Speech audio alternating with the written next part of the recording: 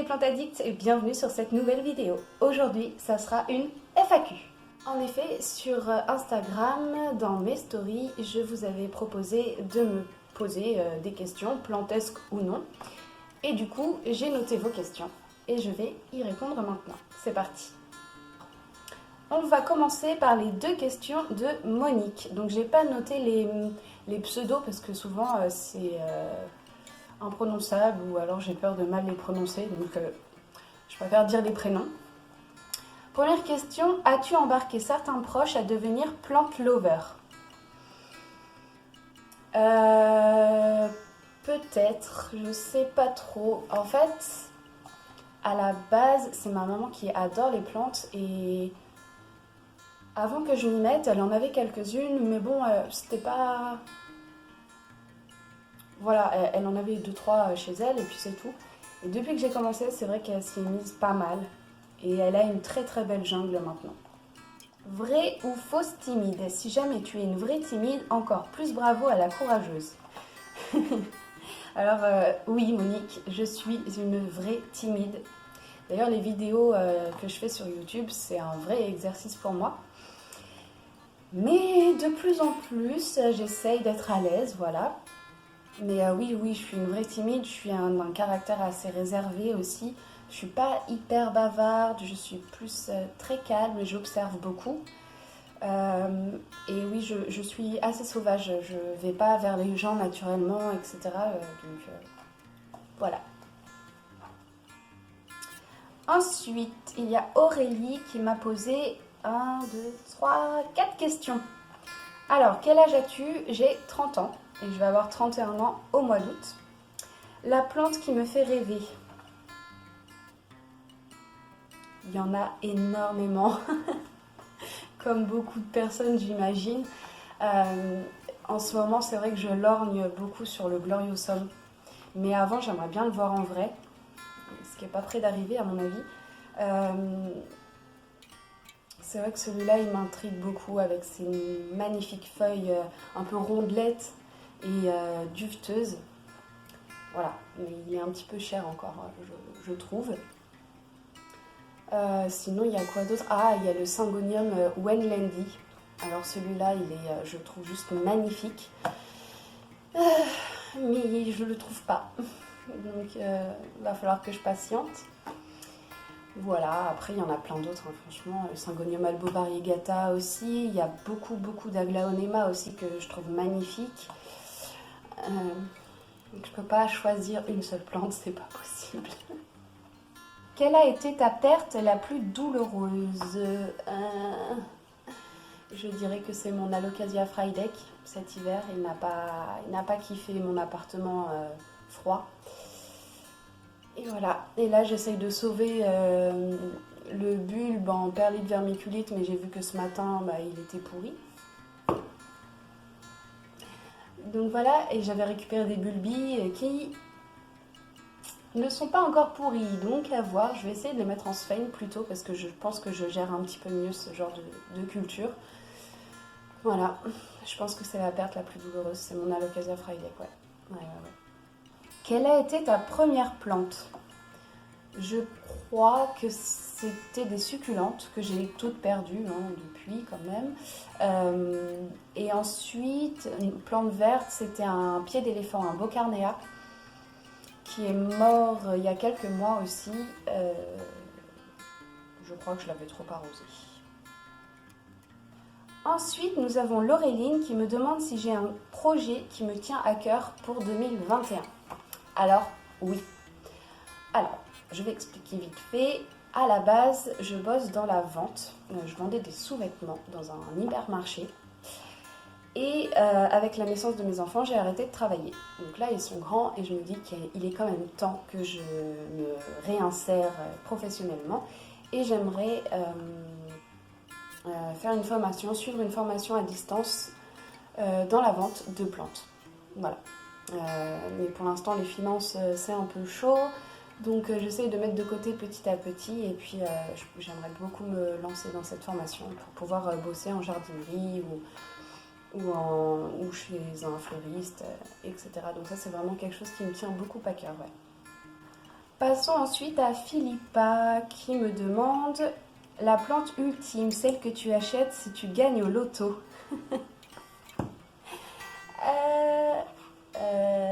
En fait, je pense que c'est la plante qui me fait rêver en ce moment, donc ça serait peut-être le Gloriosum. Mais bon, si je gagne au loto, une plante à 120 euros, ça serait de la gnognotte, quoi. Je pourrais répondre. En fait, déjà, j'aime pas du tout la plante, la Dansoni variegata qui coûte une blinde. Je ne comprends pas du tout pourquoi, parce qu'elle est super moche. Moi, je trouve. Hein. Mais sinon, ouais, ou alors un Gloriosum, un Mamey, enfin tous les philodendrons là qui commencent à arriver, mais qui coûtent encore un peu cher. Je pense que si je gagnais au loto, je me ferais un petit budget plante rare. Mais ouais, le Gloriosum, hein, la plante qui me fait rêver. Tu as combien de plantes, Philippa me demande ça. J'avoue que je ne les compte pas. Mais on pourrait le faire, ouais, je vais les compter peut-être.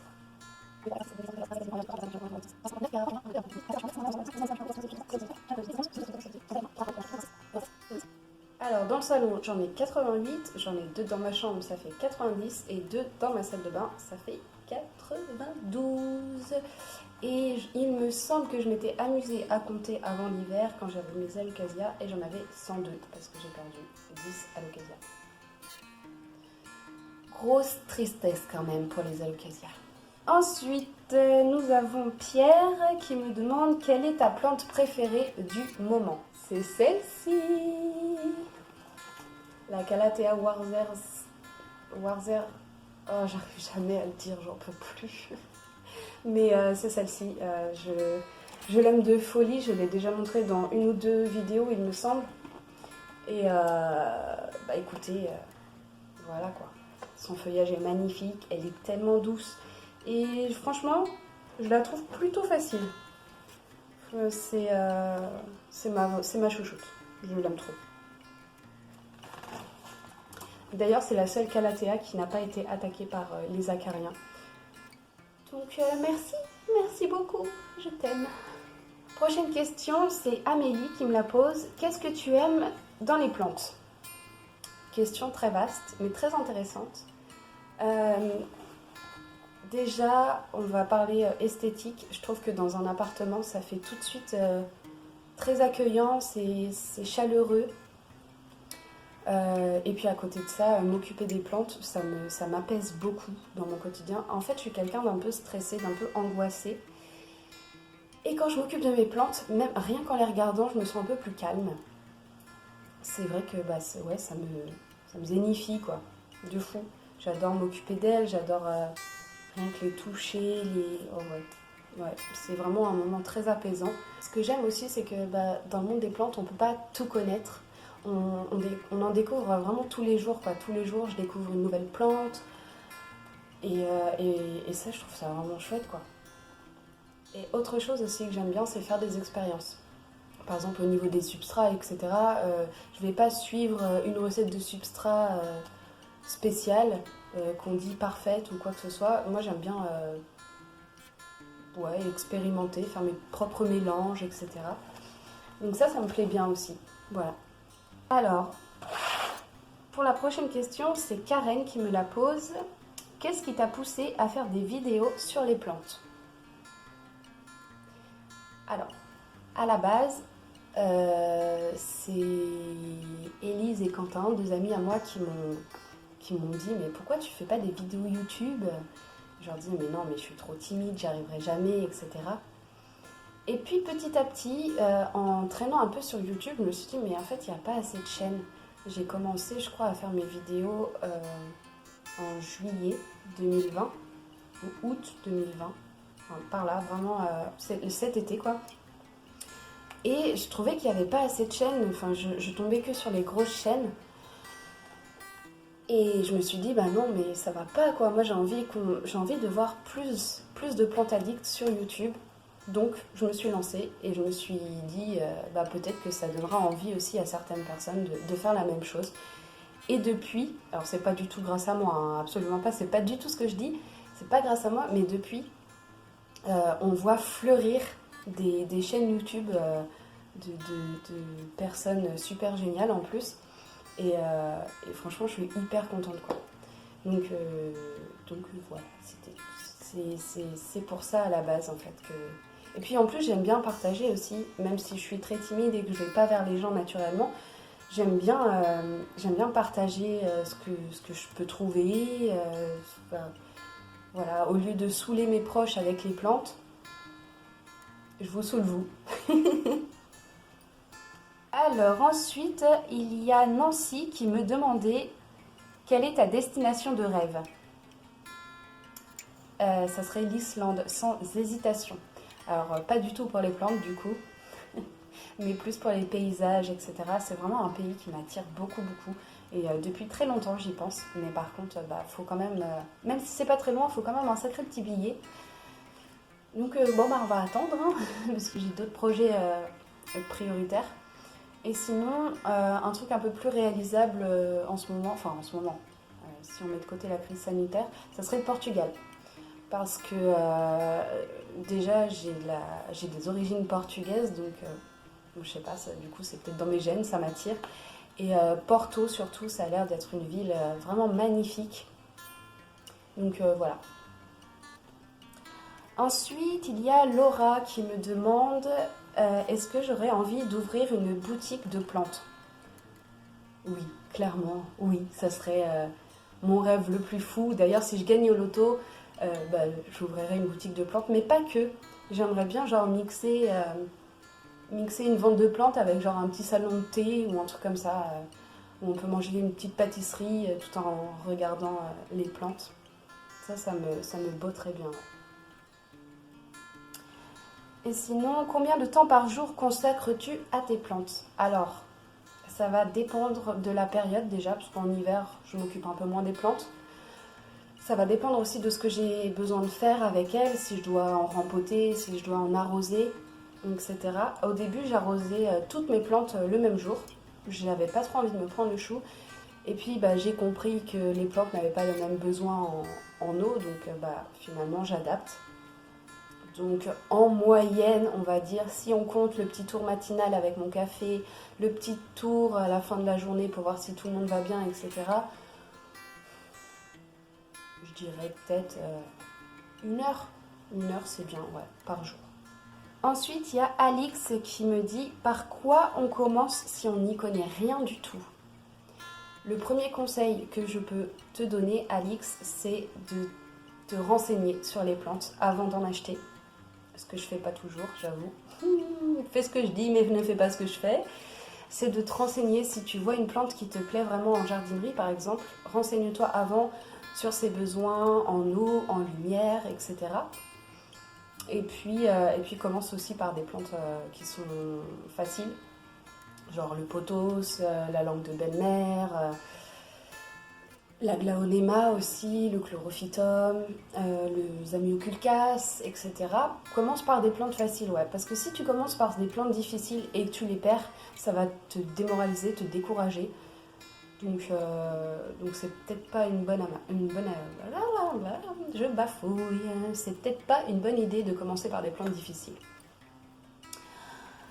Ensuite, Romain et Monique m'avaient posé la même question. Est-ce que tu as d'autres passions que les plantes? Oui, j'adore la lecture, la littérature. Depuis que je suis toute petite, je lis beaucoup, beaucoup, beaucoup de bouquins. Voilà, ça. Et j'aime aussi beaucoup la photographie. Alors ça fait très, très, très longtemps que j'en ai pas fait. Je ne sais pas pourquoi d'ailleurs, parce qu'avec les plantes, je pourrais faire des belles photos, je pense. Mais oui, c'est vrai que j'aime beaucoup ça. J'ai des livres d'ailleurs sur la photo que j'aime beaucoup bouquiner. Et je devrais m'y remettre. Merci pour cette question du coup. Et ensuite, la dernière, c'est Priscilla qui me demande depuis quand es-tu autant passionnée? Ça va faire 1 an. Et comme beaucoup d'ailleurs de plantes addicts, je pense que ça a commencé juste avant le confinement. Je ne sais pas pourquoi. En fait, j'avais acheté le Bocarnea, le pied d'éléphant. Je voyais qu'il vivait. J'arrivais pas à le faire mourir. Donc, je me suis dit, vas-y, je vais en acheter une autre du coup. Et j'ai acheté un Pachira. Et puis, il mourrait pas non plus, donc je me suis dit, bon attends, on va peut-être en acheter d'autres. Et en fait, ensuite, on avait récupéré une palette qu'on a transformée en jardinière, qui est maintenant dans mon jardin, mais à la base, on avait mis des succulentes, etc. Et je trouvais que les plantes dans l'appartement, ça rendait trop bien. Donc là, j'ai commencé à en acheter. Et j'avais fait ma première commande sur un site internet pendant le confinement.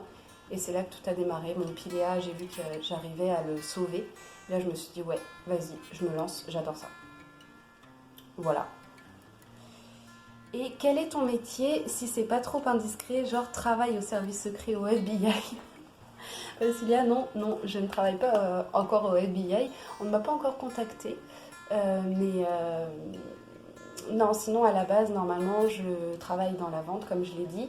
Et depuis que j'ai mes enfants, je ne travaille plus et je voudrais me relancer justement avec la formation de vente en plantes. Voilà, normalement, je n'ai oublié aucune question et si j'en ai oublié une, ben, je suis désolée parce que en fait, mon appli Instagram bug un petit peu quand on va voir les notifications.